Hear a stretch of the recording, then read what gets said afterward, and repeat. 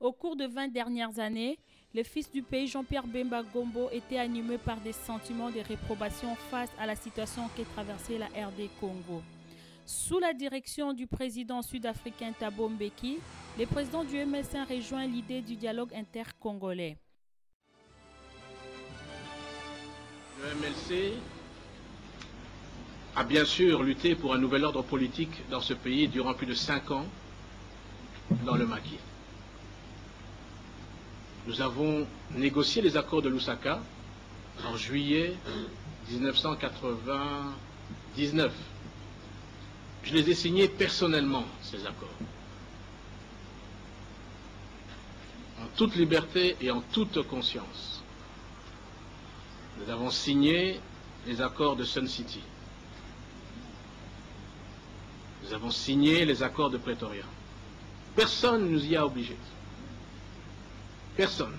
Nous aurions pu également faire le choix de rester où nous étions. Nous avons voulu favoriser la paix, la réunification de notre territoire.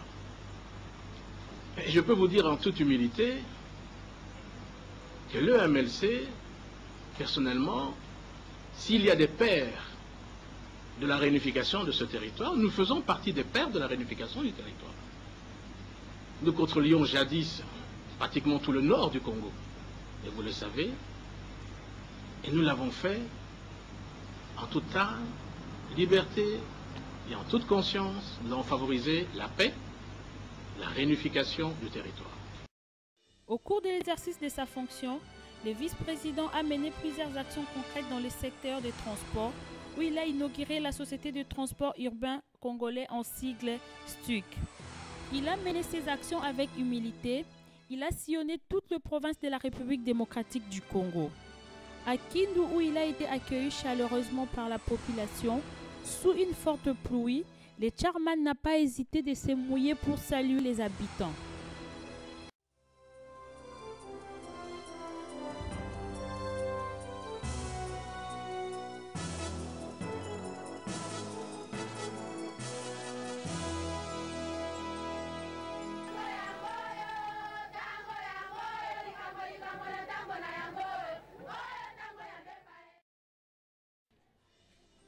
Le président du MLC a également rendu visite au pasteur Coutinho Fernando à la prison de Makala. Cette visite était basée pour la détermination des véritables horizons de l'incarcération de l'homme de Dieu. En 2006, la RDC passe au processus électoral, dont Jean-Pierre Bemba Gombo était candidat au premier et deuxième tour à la présidentielle, soutenu par la majorité de la population congolaise et des milliers d'électeurs. Il a obtenu 48% des suffrages face à Joseph Kabila, son challenger. Coup dur pour le peuple congolais. En date du 22-23 mars 2008, la ville de Kinshasa a réveillée en panique par le coup de feu de la garde républicaine de Joseph Kabila. La résidence officielle du sénateur attaquée, celle-ci a entraîné plusieurs morts et blessés. C'est dans la nuit du 11 avril 2008 que le sénateur Jean-Pierre Bemba Gombo et sa famille quitta la ville de Kinshasa sous l'escorte de la MONUC. Ensuite, il séjourna dans sa résidence à Faro au Portugal. Le 24 mai 2008, sous un mandat scellé de la Cour pénale internationale, le sénateur Jean-Pierre Bemba est arrêté en Belgique sur l'affaire contre le procureur concernant les exactions commises par les soldats de Ange Félix Patassé et du général Bozizé en République centrafricaine. Après l'audience de confirmation de charges, le 29 juin 2009 a eu lieu la première audience de mise en liberté provisoire. Une assistance vêtue de blanc était présente pour soutenir les sénateurs. Dans la délégation, M. Jeannot Bemba Saolona. Confiance, bien sûr, les alliés pour montrer pour l'année. Confiance, les alliés. Nous avons ça là-bas. Il est fatigué. Le juillet 2009, il a plu à Dieu de rappeler à lui Papa Jeannot Bemba.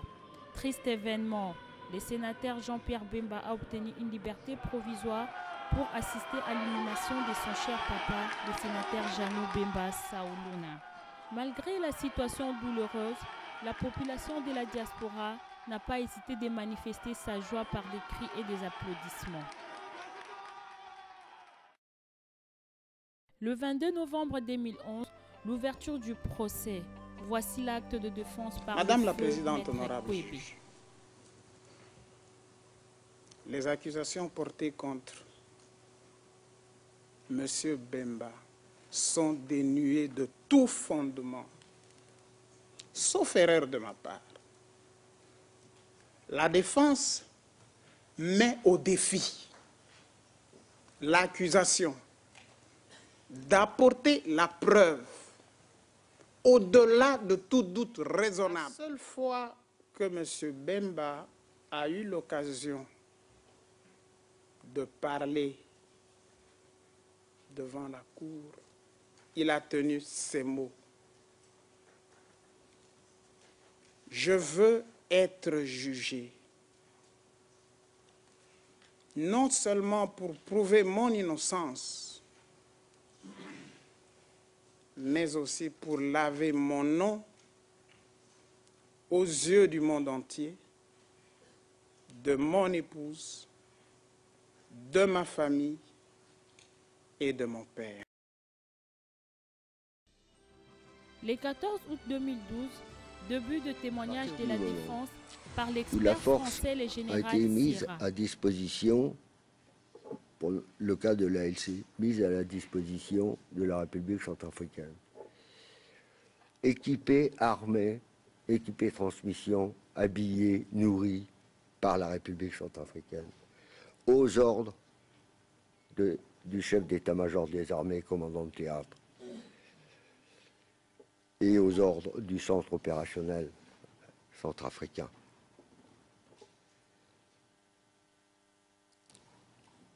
Il n'est pas possible que ce détachement qui est intégré mène sa guerre personnelle. Les forces de l'ALC ne pouvaient pas mener leur guerre, ils menaient la guerre telle que le souhaitait la République centrafricaine. L'épouse du sénateur Jean-Pierre Bemba Gombo, Madame Liliane Bemba Texera, a marqué de sa présence dans ce combat de la libération de la République démocratique du Congo. Proche de la population, femme infatigable, courageuse, compatissante, elle résiste à toute tempête et reste confiante pour une libération sans condamnation de son mari. Les Congolais de la diaspora d'Europe et d'ailleurs ont manifesté plusieurs fois pour la libération du leader de l'opposition, des visites ont car organisées pour assister aux audiences de la CPI en soutien au sénateur Jean-Pierre Bemba.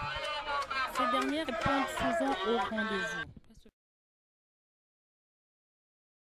Maître Kilolo, avocat conseil du sénateur et les cadres du MLC, ont donné plusieurs fois des interviews sur des plateaux de télévision pour défendre les leaders politiques de l'opposition. À l'aube de ce procès, les seules accusations qui étaient portées contre le sénateur Jean-Pierre Bemba étaient basées sur l'article 25 du statut de Rome.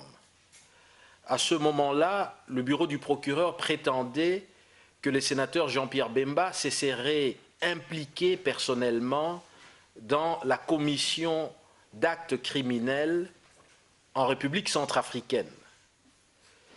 Il n'a pas fallu longtemps pour que, dès l'année 2009, quelques mois après les débuts de l'affaire Jean-Pierre Bemba, pour que les juges de la chambre préliminaire puissent récuser et rejeter en bloc les seules accusations qui étaient portées contre le sénateur Jean-Pierre Bemba.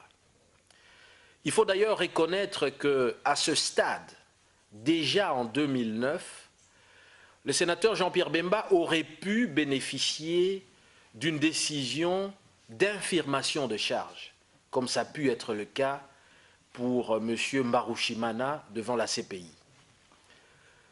Le procureur en a décidé autrement en changeant la version des faits. Il est venu ainsi avec une deuxième version portant accusation à charge du sénateur Jean-Pierre Bemba, alléguant cette fois-ci sur la base de l'article 28 du statut de Rome, que le sénateur Jean-Pierre Bemba aurait été tenu informé d'actes criminels imputés aux soldats du MLC en Centrafrique et n'aurait pas pris des mesures adéquates pour les sanctionner. Je n'ai constaté aucune part l'engagement de Jean-Pierre Bemba dans la chaîne de commandement. Jean-Pierre Bemba a mis ses hommes à la disposition des Patassés. Ces hommes-là étaient gérés par les chefs de la garde présidentielle de Patassé. L'affaire de Centrafrique avait déjà été jugée à Bangui. Il y a un juge qui avait prononcé un non-lieu en faveur de Jean-Pierre Bemba. Je n'ai pas l'ombre d'un seul doute que Jean-Pierre Bemba sera acquitté. Quand on voit l'évolution du procès, on se rend compte de la vacuité même de l'accusation, qui est mise en pièces quasiment au jour le jour. Aujourd'hui, nous savons que l'accusation n'est pas fondée.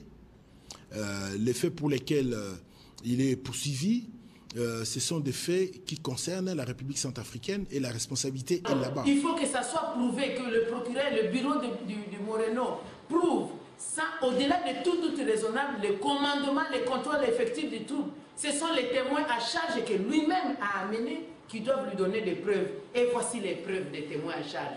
Les témoins eux-mêmes parlent de l'escroquerie. Les témoins eux-mêmes parlent de mensonges où on dit à un témoin, dit que votre fille a été violée par plusieurs militaires. Maintenant, c'est la phase où les témoins de la défense, donc les témoins à décharge, défilent devant la cour pour donner la vraie version des faits. Nous avons bon espoir, les choses avancent tellement bien qu'on espère que à la date du 2 juillet, où passera le dernier témoin à décharge, qu'après, les juges pourront prendre la décision, la vraie décision et la bonne qui répondra à l'attente des nombreux milliers de membres du MLC et des Congolais. Malgré l'histoire brûlante d'un parcours politique combattu, la population congolaise reste mobilisée pour la sortie de son leader. Elle croit que la Cour pénale internationale rendra de manière juste la décision finale en libérant sans condition ces fils dignes de la RD Congo qui incarnent l'espoir de tout un peuple en souffrance. Le MLC Benelux, représenté par le docteur Jean-Jacques Lukani, promet d'accompagner son président pendant toute la procédure judiciaire. Il se réjouit d'ores et déjà de la fin de celle-ci, car 5 ans, ça suffit.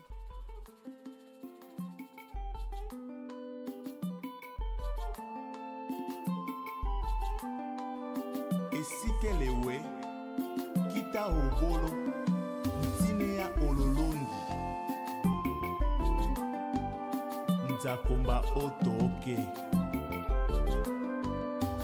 nini nasala na merite sika boye maso wana